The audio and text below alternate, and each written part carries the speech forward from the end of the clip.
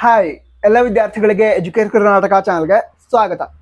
KCET 2024 application ಆಗ್ತಿರುವಂತಹ repeaters ಯಾರಿದ್ದಾರೆ ಅಂದ್ರೆ ಹಿಂದಿನ ವರ್ಷ ಅಥವಾ ಅದಕ್ಕಿಂತ ಹಿಂದಿನ ವರ್ಷಗಳಲ್ಲಿ KCET ಎಕ್ಸಾಮ್ ಅನ್ನ ಬರೆದು ಅವರಿಗೆ ಇಷ್ಟ ಇರುವಂತಹ ಕಾಲೇಜ್ ಸಿಗದೆ ಇರೋ ಕಾರಣಕ್ಕಾಗಿ ಈ ವರ್ಷ KCET ಗೆ ಅಪ್ಲಿಕೇಶನ್ ಹಾಕ್ತಾ ಇರುವಂತಹ ವಿದ್ಯಾರ್ಥಿಗಳು ಅವರು KCET ಅಪ್ಲಿಕೇಶನ್ ಏನಿದೆ ಅದರಲ್ಲಿ ಈ ವರ್ಷದ ವಿದ್ಯಾರ್ಥಿಗಳಿಗೆ ಹಾಗೆ ನಮಗೆ ಅಂದ್ರೆ ಹಿಂದಿನ ವರ್ಷಗಳಲ್ಲಿ KCET ಎಕ್ಸಾಮ್ ಅನ್ನ ಆಲ್ರೆಡಿ ಬರೆದ ವಿದ್ಯಾರ್ಥಿಗಳಿಗೆ ಏನಾದರೂ ಚೇಂಜಸ್ ಇರತ್ತಾ ಅಥವಾ ಸೇಮ್ ಇರತ್ತಾ ಈ ಒಂದು ಪ್ರಶ್ನೆಯನ್ನ ಕೇಳಿದ್ರು. ಅದ್ರ ಜೊತೆಗೇನೆ ನಮ್ಮ PUC ಮಾರ್ಕ್ಸ್ ಅನ್ನ KCET 2024 ಇದರ ರ್ಯಾಂಕ್ ಅನ್ನ ನೀಡೋದ್ರೊಳಗಡೆ ಕನ್ಸಿಡರ್ ಮಾಡ್ತಾರಾ ಅಥವಾ ಇಲ್ವಾ. ನಂತರ ಮತ್ತೊಂದು ಇಂಪಾರ್ಟೆಂಟ್ ಕ್ವೆಶನ್, ನಮ್ಮ ಹತ್ರ ಹಿಂದಿನ ವರ್ಷದ ಡಾಕ್ಯುಮೆಂಟ್ಸ್ ಇದಾವೆ, ಅವುಗಳನ್ನೇ ನಾವು KCET ಡಾಕ್ಯುಮೆಂಟ್ ವೆರಿಫಿಕೇಶನ್ಗೆ ಸಬ್ಮಿಟ್ ಮಾಡಬಹುದಾ, ಈ ರೀತಿ ಹಲವಾರು ಪ್ರಶ್ನೆಗಳನ್ನ ಕೇಳಿದ್ರು. ಎಲ್ಲ ಪ್ರಶ್ನೆಗಳು ಕೂಡ ಒಂದೊಂದಾಗಿ ಉತ್ತರವನ್ನ ಈ ವಿಡಿಯೋದಲ್ಲಿ ತಿಳಿದುಕೊಳ್ತಿದ್ದಾವೆ. ನಂತರ ನಿಮ್ಮಲ್ಲೂ ಕೂಡ ಬೇರೆ ಡೌಟ್ಸ್ ಇದ್ರೆ ಕಮೆಂಟ್ ಬಾಕ್ಸ್ ತಿಳಿಸಿ. ವಿಡಿಯೋ ಸಹಾಯ ಆಗ್ತಾ ಇದ್ರೆ ಅಂದ್ರೆ ಆಗತ್ತೆ ಅಂತ ಅನ್ಸಿದ್ರೆ ತಪ್ಪದೆ ಲೈಕ್ ಕೂಡ ಮಾಡಿ.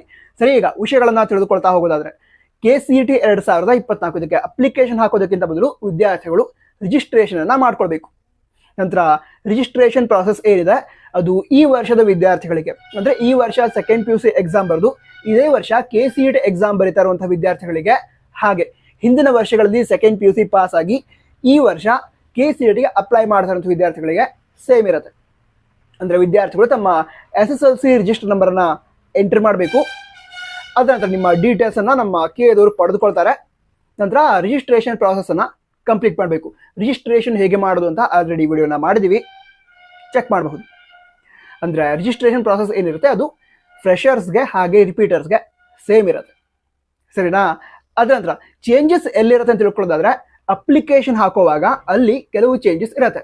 ನೀವು ರಿಜಿಸ್ಟ್ರೇಷನ್ ಆದಮೇಲೆ ಅಪ್ಲಿಕೇಶನ್ ಹಾಕೋದಕ್ಕೆ ಲಾಗಿನ್ ಆಗ್ತಿರಲ್ವಾ, ಲಾಗಿನ್ ಆದಮೇಲೆ ಫಸ್ಟ್ ಪೇಜಲ್ಲಿ ನಾರ್ಮಲ್ ಡೀಟೇಲ್ಸ್ ಇರುತ್ತೆ, ಅದನ್ನು ನೀವು ಎಂಟ್ರಿ ಮಾಡ್ತೀರಾ.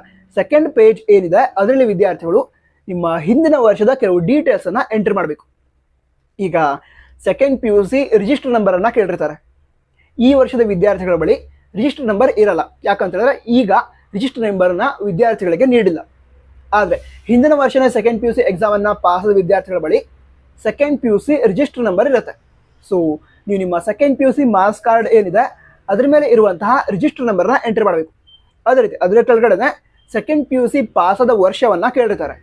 ಸೊ ಅಲ್ಲಿ ಕೂಡ ನೀವು ಯಾವ ಇಯರಲ್ಲಿ ಸೆಕೆಂಡ್ PUC ಅನ್ನ ಪಾಸ್ ಆಗಿದ್ದೀರಾ ಅದರ ಡೀಟೇಲ್ಸ್ ಅನ್ನ ಎಂಟ್ರಿ ಮಾಡಬೇಕು. ಅಂದ್ರೆ 2023 ಪಾಸ್ ಆಗಿದ್ರಾ ಅಥವಾ 22 ಪಾಸ್ ಆಗಿದ್ರಾ, ಈ ರೀತಿ ಆ ಇಯರ್ ಅನ್ನ ಸೆಲೆಕ್ಟ್ ಮಾಡಿ ಸಬ್ಮಿಟ್ ಮಾಡಬೇಕಾಗುತ್ತೆ. ಅದ್ರ ಕೆಳಗಡೆ ಮತ್ತೊಂದು ಆಪ್ಷನ್ ಇರುತ್ತೆ, ಏನು ಅಂತ ಹೇಳಿದ್ರೆ ನೀವು ಹಿಂದಿನ ವರ್ಷ ನೀಟ್, ನಾಟ, KCET ಯಾವುದಾದ್ರೂ ಎಕ್ಸಾಮ್ ಅನ್ನ ಬರೆದಿದ್ದೀರಾ ಅಂತ ಕೇಳಿರುತ್ತೆ.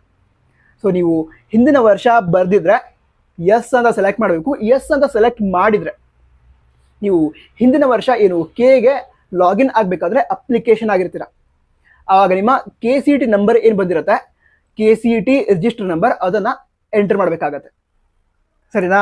ಅದನ್ನ ಎಂಟರ್ ಮಾಡಬೇಕಾಗತ್ತೆ. ಅದ್ರ ಜೊತೆಗೆ ನೀವು ಯಾವ ವರ್ಷ ಈ ಒಂದು KCET ಎಕ್ಸಾಮ್ ಅನ್ನ ಬರೆದಿದ್ದೀರಾ ಅಥವಾ ಈ ಕಾಂಪಿಟೇಟಿವ್ ಎಕ್ಸಾಮ್ ಅನ್ನ ಬರೆದಿದ್ದೀರಾ ಅದರ ಡೀಟೇಲ್ಸ್ ಅನ್ನ ಎಂಟರ್ ಮಾಡಬೇಕು. ಅಂದ್ರೆ ನೀವು ಬರೆದಂತಹ ಕಾಂಪಿಟೇಟಿವ್ ಎಕ್ಸಾಮ್ನ ಡೀಟೇಲ್ಸ್ ಅನ್ನ ಎಂಟರ್ ಮಾಡಿ ಯಾವ ವರ್ಷ ಆ KCET ಎಕ್ಸಾಮ್ ಅನ್ನ ಬರೆದಿದ್ದೀರಾ ಅದರ ಡೀಟೇಲ್ಸ್ ನ ಎಂಟರ್ ಮಾಡೋದಿರುತ್ತೆ.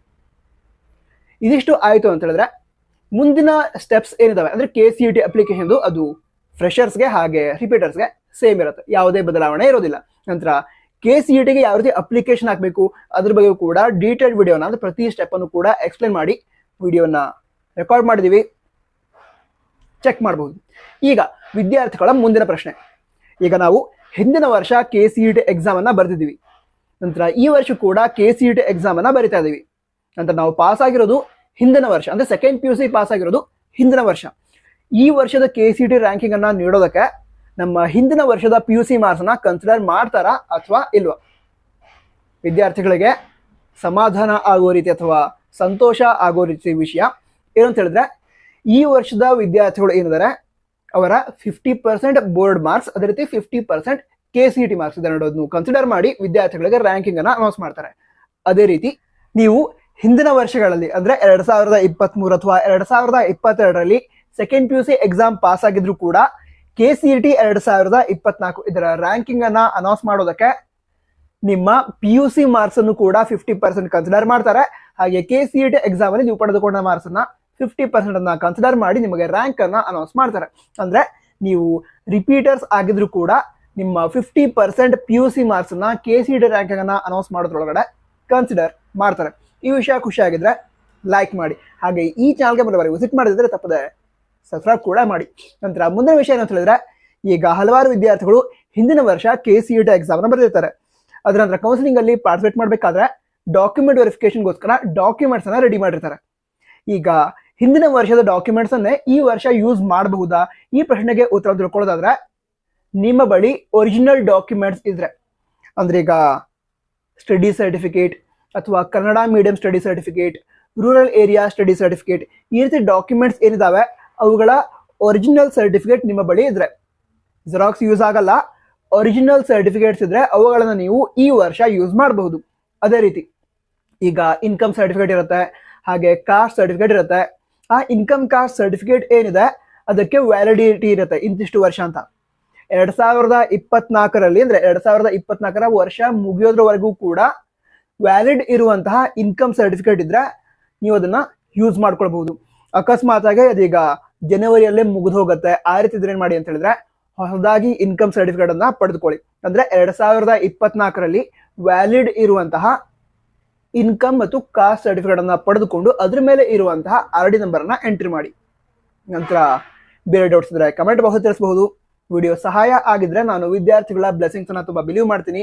ನನ್ನ ಮುಂದಿನ ಜೀವನಕ್ಕಾಗಿ ನಿಮ್ಮ ವಿಶಸ್ ಅದೇ ರೀತಿ ಬ್ಲೆಸಿಂಗ್ಸ್ ಅನ್ನ ಕಮೆಂಟ್ ಬಾಕ್ಸ್ ತಿಳಿಸಬಹುದು. ನಂತರ ನಮ್ಮ ವಾಟ್ಸಪ್ ಚಾನಲ್ ಇದೆ, ಅದನ್ನು ಕೂಡ ಜಾಯ್ನ್ ಆಗಿ. All the best. Jai Hind, Vande Mataram.